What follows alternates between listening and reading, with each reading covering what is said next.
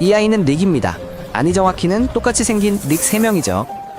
오늘 저는 이들을 1945년 세계 최초의 원자폭탄이 1시간 후에 투하될 일본 히로시마로 보냈습니다. 그들은 도시의 각기 다른 지역에 흩어져서 과연 살아남을 수 있을지, 그리고 원자폭탄이 정확히 무엇을 파괴하는지 알아내야 합니다. 제2차 세계대전은 막바지에 접어들고 있습니다. 일본의 대부분은 이미 파괴되었지만 히로시마는 거의 피해를 입지 않았습니다. 긴장감이 감돌긴 하지만 사람들은 나름대로 평온한 삶을 살고 있습니다. 식량은 부족하고 사람들은 야위었지만 여전히 자전거가 거리를 오가고 창문은 열려있고 아이들의 웃음소리가 들립니다. 첫 번째 릭은 도시의 중심부에 있습니다. 그는 북적이는 시장을 걸으며 수박을 고르고 한 소년이 연을 날리는 모습을 바라봅니다. 거리와 노점에는 많은 군인들이 있지만 전투는 멀리 떨어져 있고 도시는 아직 평화로워 보입니다. 적어도 지금은 말이죠. 두 번째 릭은 중심부에서 약 1.5km 떨어진 창고에 있습니다. 그는 군인들과 함께 쌀과 통조림 상자를 내리는 일을 돕습니다. 이 모든 것은 군부대를 위한 것입니다. 먼지가 많고 덥고 고된 작업입니다. 사람들은 전쟁이 벌어지고 있다는 사실에 익숙해져 땀을 흘려야 한다는 것을 알고 있습니다. 세 번째 릭은 마을 중심에서 약 3km 떨어진 외곽에 있습니다. 그는 논 옆에 앉아 농부들이 밭에서 일하는 모습을 지켜봅니다. 도시의 소음이 들려오지만 이곳은 조용하고 전쟁의 기운조차 느껴지지 않습니다. 하늘에 검은 점 하나가 다가온다. 미국 폭격기다. 목표는 히로시마다. 폭격기에는 리틀보이라는 암호명의 원자폭탄이 실려있다. 역사상 최초의 원자폭탄으로 적을 위협하고 도심 환경에서의 성능을 시험하기 위해 만들어졌다. 폭탄에는 우라늄 235가 들어있다. 개별적으로는 아무런 일도 일어나지 않았다. 하지만 폭탄이 조립되는 순간 연쇄 반응이 시작되었다. 원자들이 하나씩 분열하기 시작했고 순식간에 3만 톤에 달하는 폭발력을 방출했다. 리틀보이가 투하된다. 금속 원통이 굉음을 내며 아래로 떨어진다. 해발 600m 상공에서 폭발할 것이다. 이는 우연이 아니다. 파괴 범위를 넓히고 폭발력을 더욱 치명적으로 만들기 위한 계산이었다. 섬광이 모든 것을 가렸다. 고개를 돌린 사람조차도 하얀 섬광을 볼 수 있었다. 폭탄 중심부의 온도는 섭씨 4000도에 달했다. 금속 피부뼈를 증발시킬 수 있는 온도였다. 강철의 녹는 점보다도 높았다. 첫 번째 릭은 폭발 바로 아래에 서 있는 자신을 발견했다. 그의 몸은 순식간에 증발하여 아스팔트 위에 선명한 그을린 그림자만 남겼다. 이것은 허구가 아니다. 증발한 사람들은 실제로 열기에 의해 흔적을 남겼다. 주변에는 아무것도 없었다. 모든 것이 사라졌다. 폭발 충격파는 시속 1000km의 속도로 계속 이동했다. 집을 파괴하고 벽을 무너뜨리고 지붕을 날려버렸다.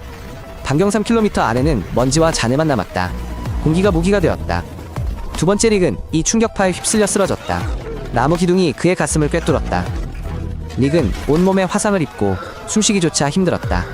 비명과 불길이 그를 에워쌌고 그는 그 자리에서 의식을 잃고 다시는 일어나지 못했다. 불길은 모든 것을 집어삼켰다.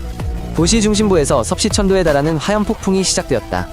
공기는 마치 거대한 깔때기처럼 폭발의 중심부로 빨려 들어갔다. 지하실조차 산소가 부족했다. 사람들은 서 있는 채로 죽어갔다. 언덕 위에 있던 세 번째 릭은 섬광을 보고 반사적으로 눈을 감았다. 3km나 떨어진 곳에서도 그 빛은 마치 안경 없이 태양을 보는 것처럼 눈부셨다. 잠시 후경음이 들리고 발밑의 땅이 흔들렸다. 마치 기차가 지나간 것처럼 바람이 얼굴을 강타했고 릭은 땅에 넘어지기까지 했다. 무슨 일인지는 알 수 없었지만 무언가 강력한 일이 벌어졌음을 직감했다. 그때 도시 위로 버섯구름이 솟아올랐다. 하얗고 매끄러운, 어쩌면 아름답다고까지 할 수 있을 만한 구름이었다. 릭은 온몸에 먼지를 털고 무슨 일이 벌어졌는지 알아보기 위해 도시를 향해 걸어갔다. 길가에는 불에 탄 동물들이 똑바로 서 있었고 새들은 자취를 감췄다. 나무들은 잎이 하나도 없었고 나의 물은 검게 변해 있었다. 모든 생명체가 불에 타버렸다. 1시간 후 검은 비가 내리기 시작했다. 흙먼지가 아니라 방사능 낙진, 즉 그을음료 오드스트론튬이었다. 이 물질들은 피부를 파고들고 폐로 들어가 서서히 사람을 죽였다.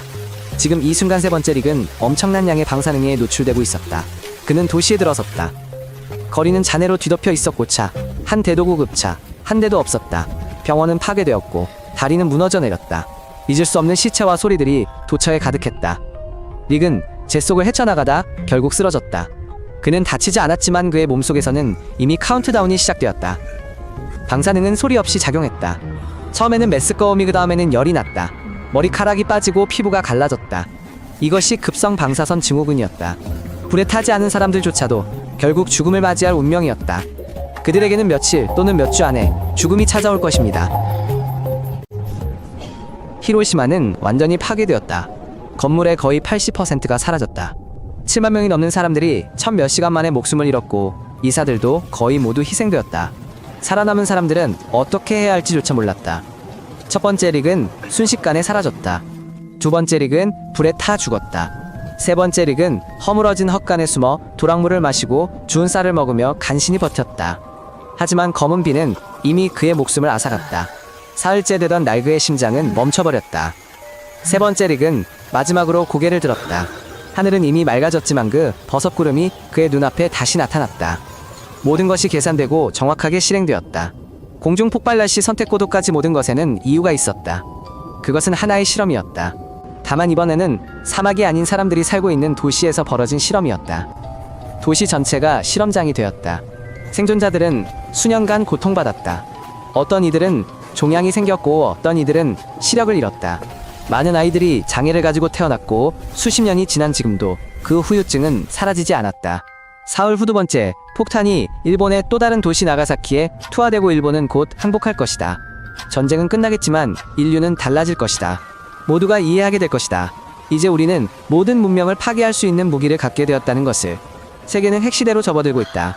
군비 경쟁이 시작된다. 미국, 소련, 영국, 중국 모두가 자신만의 폭탄을 원한다. 핵무기 경납고 잠수함 미사일이 건설된다. 히로시마라는 단어는 등골을 오싹하게 만드는 단어가 된다. 우리의 실험은 끝났고 처음으로 3명의 릭이 한꺼번에 죽었다. 구독해주세요. 그들에게는 쉬운 일이 아니었습니다.